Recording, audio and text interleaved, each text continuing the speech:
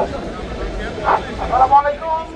প্রিয় আমার স্বেচ্ছাসেবক দলের সকল নেতৃবৃন্দ, আজকে গান্ধী নভেম্বর উপলক্ষে ঢাকা জেলা স্বেচ্ছাসেবকের পক্ষ থেকে আমাদের সদস্য সচিব ঢাকা জেলার মোহন ভাইয়ের নেতৃত্বে আমরা খুব সুন্দরভাবে আমরা একটি র্যালি পরিচালনায় আমরা সফল হয়েছি আমি মনে করি।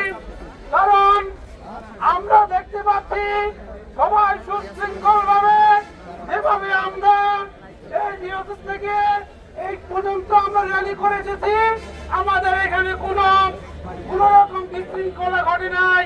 এর একমাত্র কারণ আমরা জিয়াউর রহমানের গড় বিএনপির একটি সংগঠন তারেক রহমানের দল, স্বেচ্ছাসেবক দল এবং ঢাকা জেলার সংগ্রামী সদস্য সচিব মোহন ভাইয়ের নেতৃত্বে সবার পৌর স্বেচ্ছাসেবকের সদস্য সচিব আব্দুল্লাহ হোসেন ইউসুফ, আমাদের সবার পৌর শাখার নেতৃবৃন্দ সহ সকলেই আমরা এখানে ছিলাম।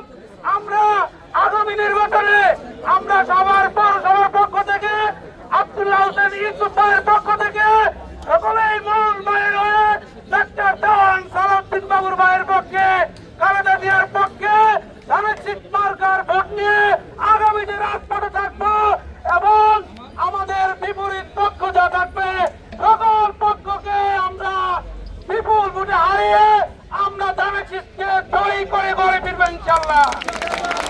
আপনারা সকলে মোহন ভাইয়ের পক্ষে আছেন?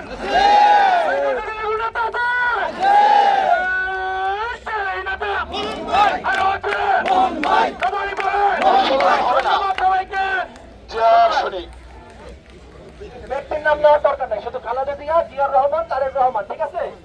আর আমাদের বাবু ভাই